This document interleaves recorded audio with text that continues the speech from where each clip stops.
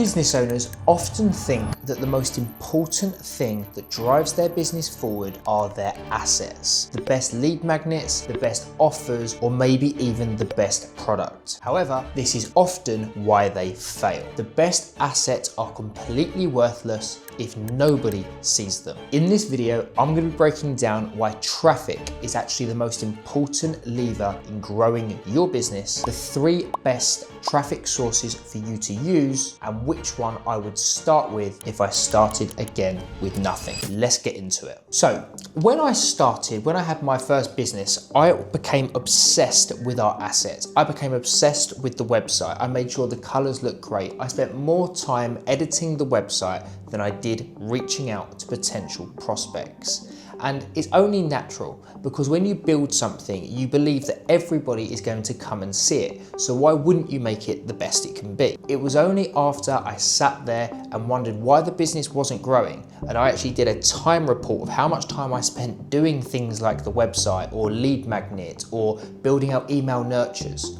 And it was only after reviewing it, I actually realized that I spent no time doing the most important thing that businesses have to do at the start, which is getting eyeballs onto the assets that I created. Now, you could have the best lead magnet, you might even have the best product, you might have the best offer in the market, but as I often say, if nobody sees it, then they're completely worthless. If you think how funnels work, and I like to break it down into 4 steps. You have traffic, you have the lead capture, you have the nurture stage, and then you have the conversion. And unfortunately, maths only works if they come down. You're going to have more traffic than you're going to capture leads. You're going to have more leads than you're going to be able to nurture into calls, and you're going to have more sales calls than you have conversions. The brutal maths means that the more people you get at the top end means that the more people you get at the bottom. If you spend more time fixing and improving the middle parts, but you have no one come through, then your business is never going to grow. The frustrating part of all of this is that traffic is the hardest to get right.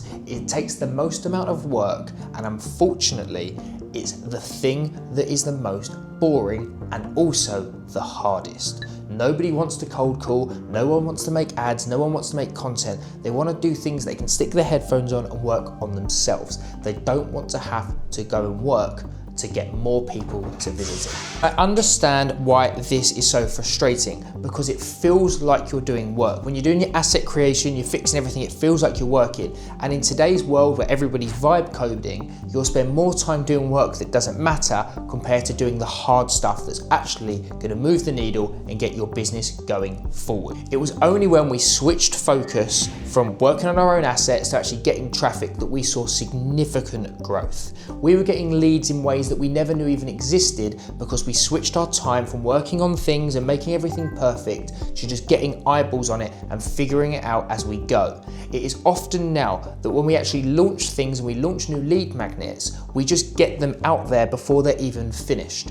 And changing that is really hard to do, but once you do it for the first time, you get the leads in, you're like, oh God, like things actually work here and people actually want what I'm selling. And to finish that point off, the worst part about business is being rejected, and that is why people put it off as much as possible. If you're interested in content like this, I'd really appreciate if you click subscribe. I'll be releasing a lot of videos around traffic, around getting more customers, and how to make your funnels work. So click the button, it's free, and you'll get all the updates when I release the latest videos. So let's move on to the first way that you can get traffic into your business starting today. So traffic source number 1 is content. Now, I'm sure you've heard it from other creators like Daniel Priestley or Alex Hormozy when they talk about how you must become a key person of influence and build a personal brand to be able to succeed in business. Now, in today's world of AI, this has become more important than ever. People are vibe coding and creating apps and SaaS products and competition to absolutely everything. And the only businesses that stand out are the ones where humans are talking to other humans. In a world of AI and UCG and all of that stuff, if you don't have your personal brand, you're going to find it really hard to be able to distinguish yourself from the other players in the market. Some of the biggest companies in the world like Tesla, SpaceX, Facebook, they are known because of their creators. They are known because the personal brands that Elon Musk, Mark Zuckerberg, people like that have built over years and years. The best part about making content and having content as your traffic source is that you get to sit down and talk about your business all day. I often say that nobody's more passionate about your business than yourself. So if you can sit down and make the content, not only is it really, really enjoyable, but you also have people coming to you who otherwise would never have trusted your brand. Now, a lot of people struggle with content because they're worried what other people think, or they even don't know what content to make. My biggest advice would be just start. When I first started making content, and I delayed it by about 3 years, I didn't know what to talk about. I didn't think anyone would listen. My first video got no views, my second video got no views, and my third video got no views. By the time the fourth video came, I actually started to see traction. I was extremely lucky that my second video ended up blowing up after the fourth video put some traffic there. And the beautiful thing about content is that the video that I made 6 months ago still averages 50 to 100 views a day. There's 50 to 100 potential prospects who want to work with us. It compounds. It takes time. It's a snowball. But the asset you're producing is then being sent and seen by thousands of people every single week. Content is by far the most important thing that I have done for our business, and the one thing that I've seen a significant amount of growth on. And the best part is that it's relatively cheap.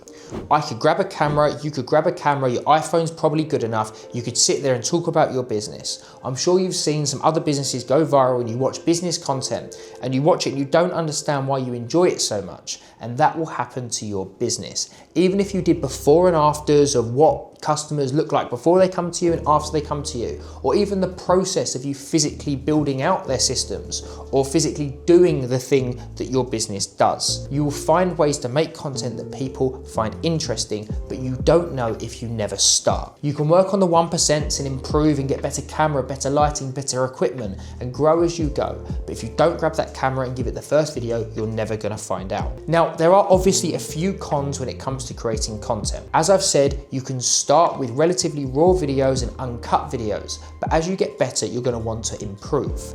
The biggest problem with content is that it takes time to grow. It's not a system like ads where you can just put a load of money in it and test.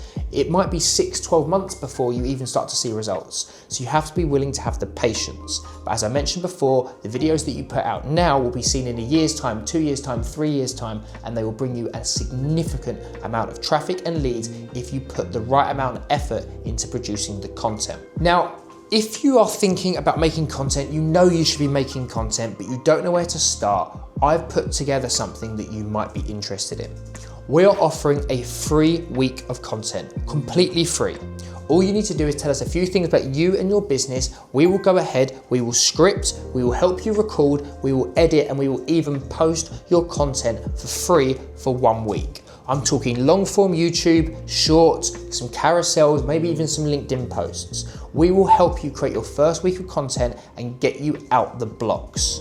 If you're interested in that, there's gonna be a link below. Now, due to how good the offer is, we have a limited supply of people we can take on. And if you're too late, you can join the wait list for probably next month's. But if you are interested, the link below, click it, fill in your details, and we'll be in touch to help you create your first pieces of content. Now to the rest of the video. Source number 2 of the best traffic sources you can use for your business are ads. Now, paid advertisements have been around for years. Think newspapers, think TV adverts, think all of those brilliant commercials we all saw growing up. Think the John Lewis adverts, the Coca-Cola adverts, all of the Nike adverts. In today's world, we have social media advertisement. I'm talking Meta ads, YouTube ads, LinkedIn ads, Facebook ads, all of these brilliant platforms that get so much attention, and you can actually rent attention through the form of ads. And it doesn't matter if you're B2B or B2C. Obviously, B2C adverts get a lot of good praise because the consumer's already on the market. But if you're B2B, don't worry,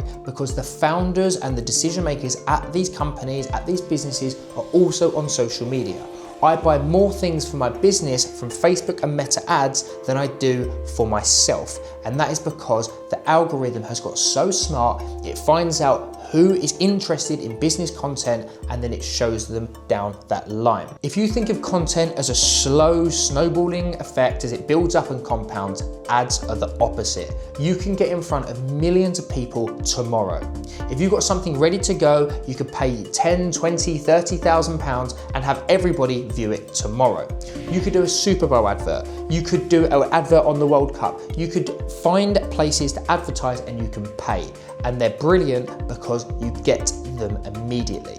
If you think of the content as snowballing and compounding and people slowly coming to you, think of ads are the opposite. Think of ads being able to put your product, your lead magnets, your company in front of your ICP, and you simply have to pay for it. We have used ads to grow our business by putting the right ads in front of the right people at the right time.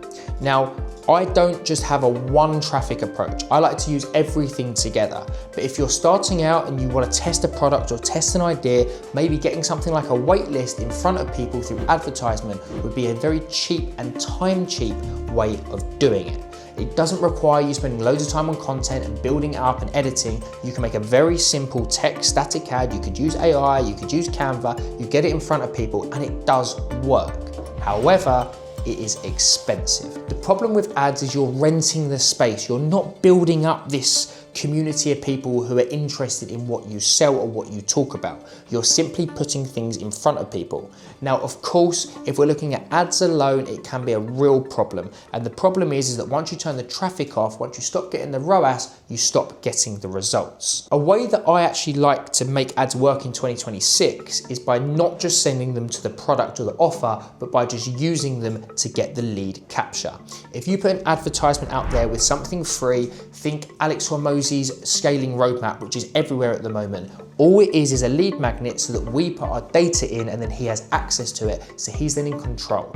Once you get the data, you are then in complete control of how often you email, text, call, whatever you're gonna do, but you have to go and get it first. Where a lot of people go wrong, especially in the B2B world, is that they try to take them from an ad to a book a call, and it is really, really hard. What we need to be able to do, capture the data. If we go back to our traffic, lead capture, nurture and conversion, we're just trying to get the traffic to the next stage, which is the lead capture. By running ads to a quiz or a lead magnet, it'd be a real cheap way for you to get your leads in, and then you can nurture them slowly at a much cheaper cost. That brings us on nicely to source number 3, which is by far the cheapest and the easiest, but the least scalable. The third way of getting traffic to your business is referrals. Now, referrals have a good and a bad name in every industry. The problem with referrals is that there's a limited supply and you always feel cheeky when asking for them. However, to get referrals working well, what you can actually do is incentivize your customers to be able to bring their friends, family, colleagues, people they work with, and come into your own universe. There is nothing better than a referral when it comes to already having the authority and the trust of the potential prospect. Now, as you probably know by now, we are ScoreApp's #1 partner. So they refer business to us. The sales calls that I sit from referrals from ScoreApp, they've already got the trust, because if ScoreApp trusts us, then you will trust us. The prospects will trust us. We grew our business very, very quickly when the referrals started coming. Our sales cycle might have gone from 3 to 6 months to 1 to 2 days because the trust and the nurture was already there. Now, obviously, we know that not everyone can be partners of ScoreApp or whatever industry you're in, but if you can get a very good referral source, if you can partner with supplementary companies, people who are at different stages of the delivery, then they'll be able to refer you business. Sometimes it's best to do outreach, cold calls, emails to the referees and to incentivize them to send them down to you. Referrals don't have to just be family members and customers and friends of customers. You can actually find other businesses who sit at different scales of the delivery, and they will refer business into you, sometimes for a kickback or even an add-on. To give you a good example of this, we do ads, we do content, we do some outbound LinkedIn emails, things like that, but we don't do cold calling for clients. We have no system for cold calling. If a client comes into us and says, we want to do cold calls, or we recommend that they do cold calls, then we partner with a cold calling firm and we send our leads to them. The cold calling firm get the client, and they trust us, so they will probably go down and trust them. In return, we get a kickback from the company who offers those services, and we also get to offer an add-on to our client so they get results quicker. Now, depending what industry you're in, I'm sure there is someone or some business that sits at a different scale to you, or a different part of the delivery process that you can partner with and send clients either way. It's often that accountants will partner with lawyers, so that if their clients get into any trouble and they need help, they might ask them, do you know any good lawyers? And then on the other side of that, lawyers might get asked questions like, oh, do you know a good accountant to help me with this? And they refer back and forward. Spending time building these relationships, doing outreach, doing emails, going to LinkedIn and offering really good referral fees will always help your business grow. And it's often that these businesses can go both ways. So if I was you, I'd probably spend 10 to 15 minutes today thinking, who else can help me on my delivery? Who else will help at earlier stages or later stages of the delivery of the product or service that I do, that I could reach out to and ask to meet in person or a Zoom or a coffee, and actually build these relationships so that over time you have a lot more referees. The problems with referrals are that you have no control over it. You can obviously get more referees to give you business and you can reach out more, but you're not in control of when they send them.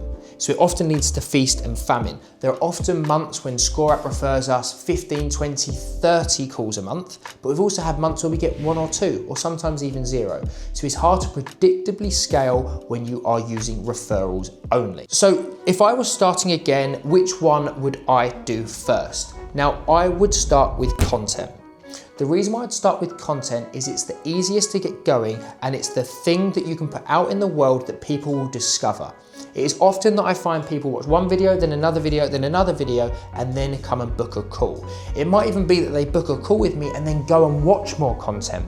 The beauty of content is that it lives on the world forever. It lives in the digital world for until you delete it. It's not like a cold email that lands once or an ad that lands once. It will keep coming up and up again, and I don't have to pay for it. Once the video's out there, it lives in the universe, it lives on Meta, it lives on YouTube, it lives on LinkedIn, and people will find it again and again. Not only this, but by becoming key people of influence, by producing content, it then helps you when it comes to your referrals. You can then go out to people and say, look, you probably see me on YouTube, you can see me, you can go and watch some of my videos. And by partnering with better people, it gets you into more rooms. It gets you into more rooms that you wouldn't have previously had access to. It allows you to do things like podcasts. It allows you to produce things like books. It allows you to produce more content and get you into places and get your business and yourself elevated to the next level. People trust people. There's a reason why people buy Tesla, because they trust Elon Musk. They might not know anything about Tesla, they might prefer a different car, but if Elon Musk has built it, they're going to trust that the company and the vehicle and the actual delivery is going to be done in a great way. Once you build content, it's going to help with so many other aspects of the business. You can put lead magnets out there, and then you can actually run ads directly to the people who land on these lead magnets. You can put pixels on them, and it just allows everything else to run a lot smoother. There's reasons why you watch Hormozi content and then see Hormozi ads on Instagram. That isn't luck. It's just that Meta and the other platforms are able to capture data, capture pixels, and then run ads to the people that watch them. I would start with content, I would then go for referrals, and then I would finish with ads once you're comfortable that the lead magnets that you've got are converting. Ads can be the steroids, but content is the foundation. And I wish I started 2-3 years ago, and you're gonna wish you started yesterday. So pick up a camera and give it a go. If you don't know where to start, click the link below and we will help you script, edit and post your first week of content.